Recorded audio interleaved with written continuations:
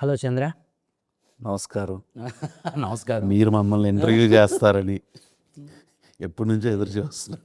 ఎలా ఉంటుందంటే జర్నీ ఇలాగే ఉంటుంది. నేను కూడా అనుకోలేదు. అంటే అసలు నిన్ను జనాలకి ఎలా ఇంట్రడ్యూస్ చేసి ఒక ప్యూర్ సినిమా పిచ్చోడని అయితే ఇంట్రడ్యూస్ చేయొచ్చేమో కదా. 100% అది నిజం. సినిమా తప్ప ఇంకొక ధ్యాస ఉండదు నీకు. వేరే ఉండదు. 100% అది. సో ఎలా చూస్తుంటావు అంటే కరుణాకరం దగ్గర నుంచి ఇప్పుడు ఈ జర్నీ వరకు ఎలా ఎలా చూస్తూ ఉంటావు? అంటే అపార్ట్ ఫ్రమ్ చేసినవి అవన్నీ పక్కన పెడితే ఆ జర్నీ అయితే ఉంటుంది. It's not at all smooth for you that I know. అంటే సింపుల్గా మొత్తం సమరైజ్ చేసి ఒకటి చెప్తా. మొన్న లాస్ట్ వర్కింగ్ డే సాంగ్ జరుగుతుండే. ప్యాకప్ చెప్పడానికి ఒక 20 minutes before or half an hour టెన్షన్లో పరిగెడుతున్నాం అంతా ఉంది. 1 minute నేను డైరెక్టర్ ఇవన్నీ పక్కన పెట్టి జస్ట్ ఒక స్టెప్ బ్యాక్ తీసుకుని ఆలోచించాను. చూస్తే ఎక్కడో స్టార్ట్ అయ్యాం, ఒక సినిమా చేస్తున్నాం, బాగా వచ్చింది, ప్రొడ్యూసర్లు సపోర్ట్ చేశారు, ఇదంతా చెప్పాం. ఇది అసలు సినిమా సెట్లో ఉన్న లైటింగ్ ఒక 500 మంది ఉన్నారు, లైట్ జరుగుతుంది, లాస్ట్ షాట్ తీస్తున్నాం. నేను అనుకున్న హాఫ్ అన్ అవర్ ఇది నీ మూమెంట్ అని చెప్పి జస్ట్ అడ్మైరింగ్గా చూస్తున్నాం. ఇది కదా డ్రీమ్, దీనికోసం కదా వచ్చాం. సెట్ లైట్ అప్ అయి ఉంది, కెమెరాలు ఉన్నాయి, పరిగెడుతున్నారు అందరూ.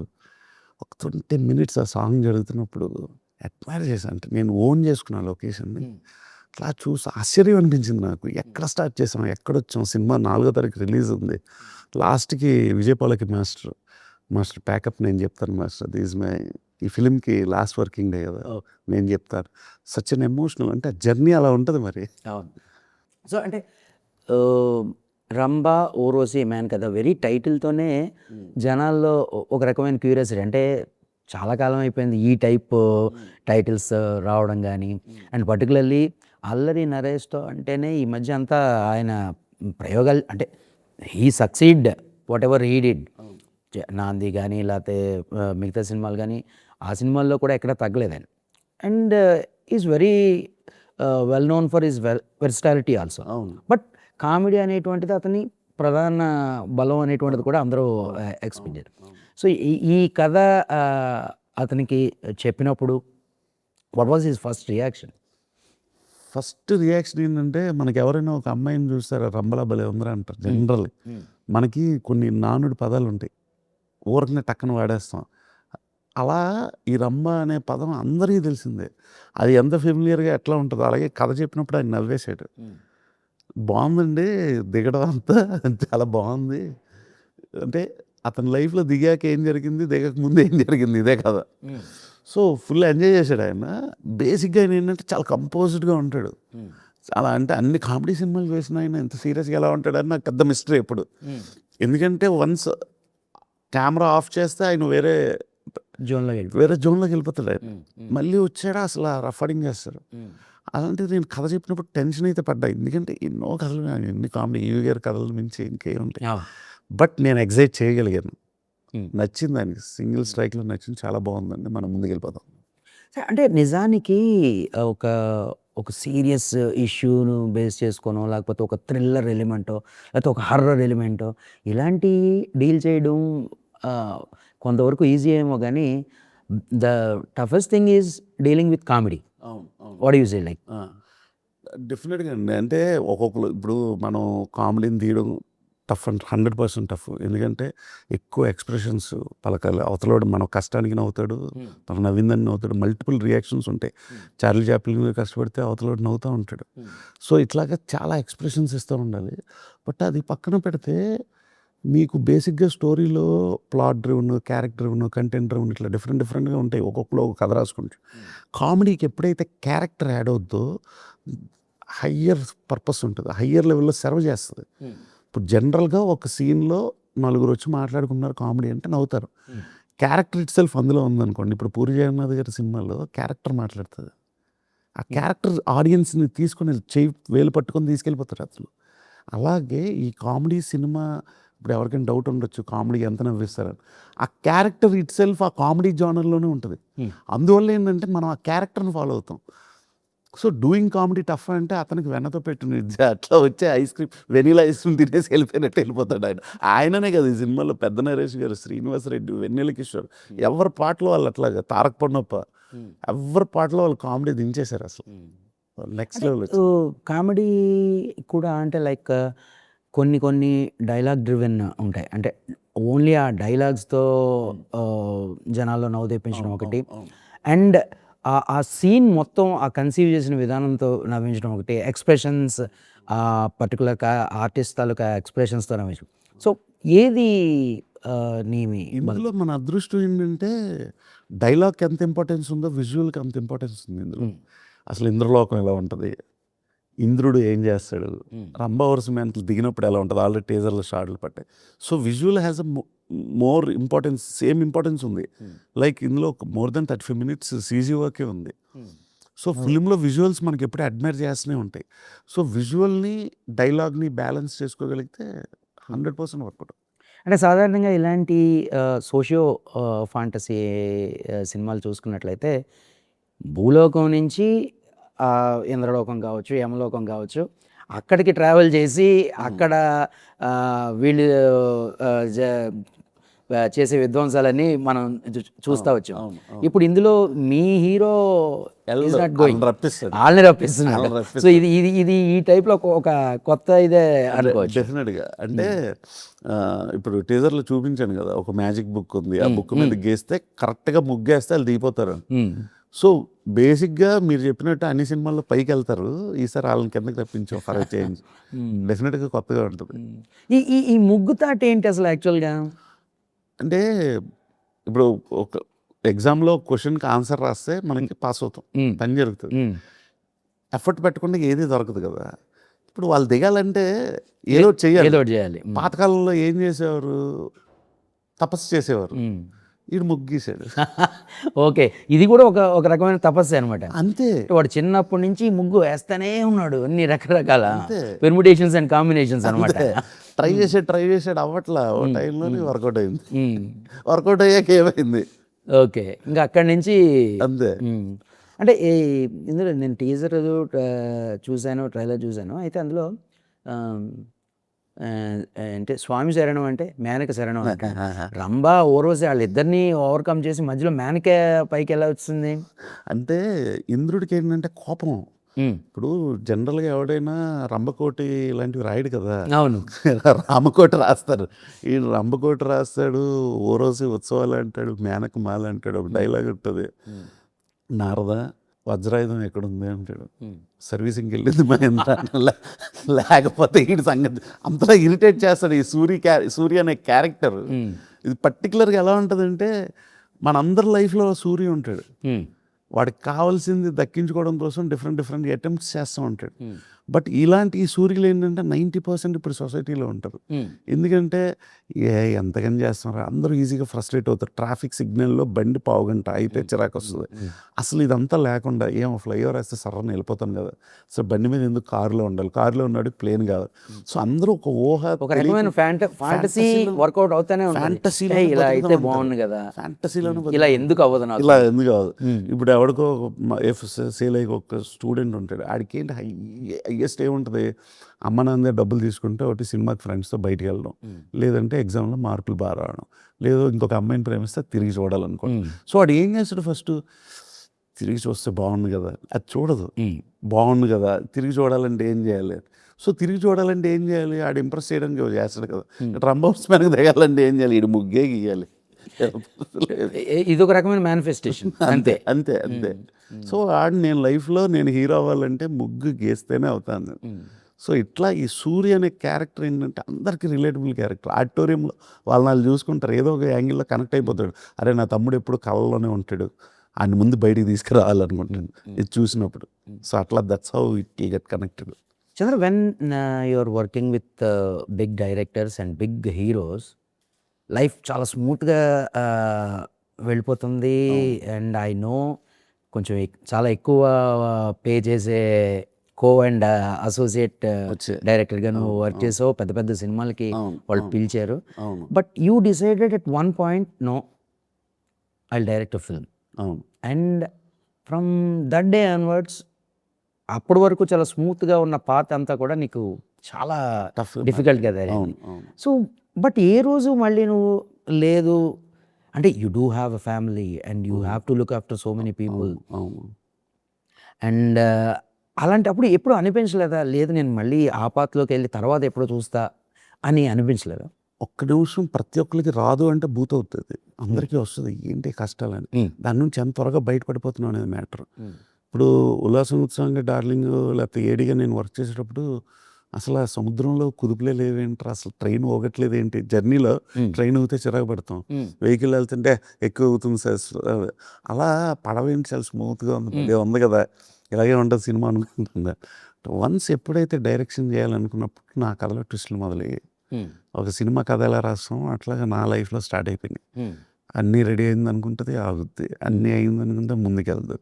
బట్ ఇక్కడ ఏంటంటే రోల్ ప్లే చేసేది ఫ్యామిలీ, ఫ్రెండ్స్, అండ్ వీటన్నిటిని దాటి మనం ఎంత స్ట్రాంగ్గా ఉన్నాం.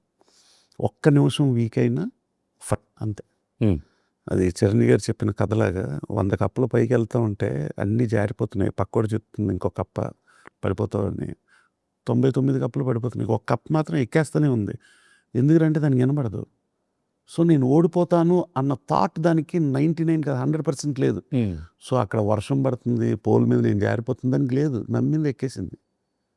So you have to be, నువ్వు చెవులు కొన్ని కళ్ళు కొన్ని చోట్ల మూసుకోవాలి. అందరూ చెప్తారు ఇది కష్టం, ఈ లైఫ్ ఎలా అయిపోయింది, ఫ్యామిలీలో అంటారు ఇంకేందు పనికిరాడు, ఈ జీవితం క్లోజ్ అంటాడు, ఎక్కడో నువ్వు తిరుగుతున్నప్పుడు అయిపోయింది ఇది పిచ్చోడు ఇంకా ఎట్లా రాడు క్లోజ్ అని. అవి నువ్వు ఎంత తక్కువ వింటే అంత ముందుకు వెళ్ళిపోతావు. అవి ఎక్కువ వింటే కప్పలాగే కిందకి జారి పడిపోతావు, 100% పడిపోతావు, అందులో డౌటే లేదు. అవి వినకూడదు. నెగిటివ్ పీపుల్ ఉన్న చోట ఫస్ట్ నువ్వు చేయాల్సిన పని ఏంటంటే అక్కడి నుంచి ఎస్కేప్ అయిపోవాలి. You have to be associated with positive people. అలాగే నెగిటివ్ పీపుల్ని అవాయిడ్ చేయకూడదు, ఎందుకంటే వాళ్ళు లేకపోతే నెగిటివ్ ఏంటో తెలియదు. వాళ్ళతో ఫ్రెండ్షిప్ చేయాలి, ఎక్కడ ఎస్కేప్ బటన్ కొట్టాలో తెలుసుకోవాలి. సిట్టింగ్ పెడితే ఫస్ట్ 10 నిమిషాలు బాగుంటుంది, మూడో పేజీ తర్వాత అసలు సినిమా అంటే ఏంటంటే అని వాడు స్టార్ట్ చేస్తాడు. అవును, అది రియాలిటీలో ఉండదు, అక్కడ ఎస్కేప్ అయిపోవాలి.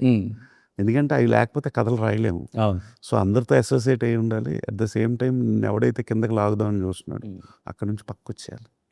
సో అంటే ఈ రైటింగ్ విషయంలో ఫస్ట్ నుంచి నువ్వు చాలా సినిమాలకి రైటింగ్ కూడా చేసావు. అండ్ ఇప్పుడు నీలో ఉన్న డైరెక్టర్ని రైటర్ ఏమైనా నొక్కిస్తూ ఉంటాడా? అంటే ఈ వాళ్ళిద్దరికి ఫైట్ ఏమైనా జరుగుతూ ఉంటుందా? ప్రాబ్లం ఏంటంటే 100% రైటరు పైకి వస్తూ ఉంటాడు, ఇది పెట్టు, ఈ డైలాగ్ పెట్టు, అది కంట్రోల్ చేయడం కష్టం. అది నేను కరుణాకరన్ హరీష్ శంకర్ గారి దగ్గర నేర్చుకున్నాను. హరీష్ గారు ఎప్పుడో మాట చెప్తూ ఉంటారు, కథ రాసినప్పుడు రైటర్గా ఉండు, డైరెక్షన్ చేసినప్పుడు డైరెక్టర్గా ఉండు, ఎడిట్ రూమ్లో ఎడిటర్గా ఉండు, అక్కడికి మళ్ళీ రైటర్ డైరెక్టర్ రాకూడదు. సో ఎక్కడ ఎవడు ఉండాలి అక్కడ ఉండాలి. అంటే నేను ఆ సీన్ అంత బాగా తీసాను, అది ఉండాల్సిందే. అంటే ఒకవేళ ఎడిటర్ ఇది ఇక్కడ కాదు అనుకుంటే వాడితో నువ్వు ఏకీభవించాలి, లేదా వాడిని కన్విన్స్ చేయాలి. సో ఆ టైప్. అవును. సో అది ఆ సెన్సిబిలిటీస్ ఉంటేనే మనం ముందుకెళ్ళగలం. సో అది 100% లవ్ అనేది ఉంటుంది. చాలా వింటూ ఉంటాం కదా, లెంత్లు ఎక్కువైతే బోర్ కొడతాయి. బట్ ఈ ఫిల్మ్లో అలాంటిది ఏం లేదు. షార్ప్ చోట ఎరగదీశాడు, చోటకే ప్రసాద్ పర్ఫెక్ట్గా లైన్అప్ చేశాడు. So we are all confident. Okay. So అంటే లైక్ ఇలాంటి సినిమాల్లోని పెద్ద మ్యూజిక్కి అంత ఇంపార్టెన్స్ ఉండదు అని చాలామంది అంటూ ఉంటారు, ఎందుకంటే కంప్లీట్గా ఫ్లోలో వెళ్ళిపోతూ ఉంటుంది. కానీ ఇందులో మ్యూజిక్ పరంగా కూడా చాలా బాగున్నట్టు. ఇందులో ఇదే చెప్తున్నాం కదా, టెక్నికల్గా విజువల్కి ఎంత ఇంపార్టెన్స్ ఉందో డైలాగ్ కూడా అలాగే ఉంది. సో అలాగే అదర్ క్రాఫ్ట్స్లో ఇప్పుడు విజువల్ ఎక్కువ ఉన్నప్పుడు మ్యూజిక్ ఆబ్వియస్గా ఉంటుంది, ఎందుకంటే ఆ ఫిలప్ అంతా దాంతోనే వస్తుంది. సో విజువల్ రామరెడ్డి అతను అద్భుతంగా తీసాడు ఈ ఫిలింని, చాలా తక్కువ టైంలో అంత వండర్ఫుల్గా మేము చేసుకుంటూ వచ్చాం. చేతన్ను 4 ట్యూన్స్ ఇచ్చాడు, 4 బ్లాక్ బస్టర్ ట్యూన్స్ ఇచ్చాడు. అసలు అతను మెలోడిక్ కల్చర్లో టాప్ కంపోజర్ ఆయన. అలాంటిది అది కొంచెం పక్కన పెట్టి ఈసారి ఒక మాస్ సాంగ్ ఇచ్చాడు పెద్దరిల్లిపోద్ది థియేటర్లో. So like every one they gave 100%, చాలా బాగా చేశాడు. బట్ వీళ్ళందరినీ నేను కరెక్ట్గా వాడుకోవాలంటే ఫస్ట్ ప్రొడ్యూసర్ నుంచి సపోర్ట్ ఉండాలి. మాకు 2 ప్రిన్సిపల్ ఉన్నారు, ఒకరు స్ట్రిక్ట్ ప్రిన్సిపల్ అండ్ ఫ్రెండ్లీ నిమ్మకాయల ప్రసాద్ గారు, ఇంకొక ప్రొడ్యూసర్ రాజేష్ దండ, ఆయన ఏంటంటే ఫ్రెండ్లీ ప్రిన్సిపల్. సో తమ్ముడు నీకేం, Rajesh is like A master mind. అంటే ఒక సినిమాని జనాల్లోకి తీసుకెళ్ళడం ఎలాగా అన్నది తెలుసు, అలాగే దాన్ని ముందు ఆ డిస్ట్రిబ్యూటర్ల దగ్గర, ఎగ్జిబ్యూటర్ల దగ్గర ఎలా కొనిపించాలో కూడా తెలిసిన మాస్టర్ మైండ్. అది కమర్షియల్స్ ఆయన చూసిన జర్నీలో ఆయన బిజినెస్ దీంట్లో. బట్ యాజ్ అ ప్రొడ్యూసర్గా చూసుకుంటే he always stick to the story full version. What ever you need నీకు ఆ సపోర్ట్ ఇద్దరు ప్రొడ్యూసర్లు కథ విని తర్వాత ఇది ముందుకు వచ్చింది. అండ్ అంత పెద్ద బ్యానర్స్ అసోసియేట్ అవ్వడం అనేది, పెద్ద పెద్ద పేర్ల మధ్య నేను ఉన్నాను అనేది రియల్లీ బ్లెస్సింగ్ అంతే. అంటే ఈ మధ్య నరేష్ ఎక్కడో ఓ దగ్గర అంటే ఒకరోజు సెట్కి వెళ్తే మొత్తం అందరూ ఆర్టిస్టులతోని మొత్తం అంతా హడావిడిగా ఉంటే ఈవీవి సత్యనారాయణ గారి రోజులు గుర్తొచ్చాయి. సో అది అసలు వర్డ్ విన్న వెంటనే చాలా హ్యాపీగా ఉంది. ఎందుకంటే మేము ఆయన గురువు గారు అసలు ఒక దేవుడు. అంటే కామెడీ అన్న దానికి ఒక మంచి సిగ్నేచర్. జంధ్యాల గారి తర్వాత మళ్ళీ అంత హై చాలామంది చేశారు, ఎవరిని తక్కువ అని కాదు. ఇప్పుడు అనిల్ రావిపూడి గారు ఎరగదీస్తున్నారు. మొన్న ఆయనతో అదే అన్న అనిల్ గారితో, సార్ కామెడీ స్ట్రెంత్ మీరు ప్రూవ్ చేస్తున్నారు, ఒక్కొక్క సినిమాతో కొండ పెద్దదవుతుంది. ఆ షాడో ఉంటుంది కదా, అందులో మేము వస్తున్నాం. ఆ దారి నిజానికి ఒకప్పుడు ఎక్కువ అంటే ఎంటర్టైన్మెంట్, కంప్లీట్ ఎంటర్టైన్మెంట్ బేస్డ్ ఫిల్మ్సే వచ్చాయి. ఆ తర్వాత అసలు సీరియస్ జోనర్లు, తర్వాత థ్రిల్లర్లు, ఈ వీటి తాలూకా హవా ఎక్కడో ఈ కామెడీ అనేటువంటిది సప్రెస్ అయిపోయిందేమో అనిపించింది నాకు కూడా. అంటే ఇప్పుడు మనకి జనరల్గా మనకి బాగా నచ్చేవి ఒకసారి ఎక్కువ వస్తాయి, ఒకసారి తక్కువ వస్తాయి. బట్ ట్రెండ్ అనేది మాత్రం the way you tell the stories మారుతూ ఉంటుంది. ఒకప్పుడు జనరేషన్ టైం ఎక్కువ ఉండేది, ఇప్పుడు అది 12 yearsకి ఇట్లాగా. సో ఇంకా ఇప్పుడైతే ఇంకా షార్ప్గా ఉంది. ఒక 6-8 monthsలో ఇప్పుడు తమ్ముడు ఇది వద్దు ఇలాంటి సినిమాలు ఇంకా నెక్స్ట్ అంటున్నారు. రిజల్ట్స్ చూసి భయపడిపోతున్నారు. బట్ అన్నీ ఉంటాయి. అంటే దీనికి ఏంటి, ఏది రీజన్ అనుకోవచ్చు? అంటే ఇప్పుడు ఈ ఓటీటీ ప్రాబల్యం ఎక్కువ అవడం అనుకోవచ్చు. ఇప్పుడు మళ్ళీ వస్తున్నారు కదా థియేటర్లకి, ఇప్పుడు మళ్ళీ వస్తున్నారు. నిజంగా చూసి బోర్ కొట్టింది. ఫుట్ ఫాల్స్ అయితే భయంకరంగా పెరుగుతుంది. ఎందుకంటే ఇప్పుడు సీరియస్ డ్రామాలు ఒక రూమ్లో జరిగే వాటిని అంటే లైఫ్ సేవింగ్ ఎలిమెంట్స్తో వచ్చిన కథలు కానీ ఇవన్నీ చూసాక ఇంకా అయిపోయింది.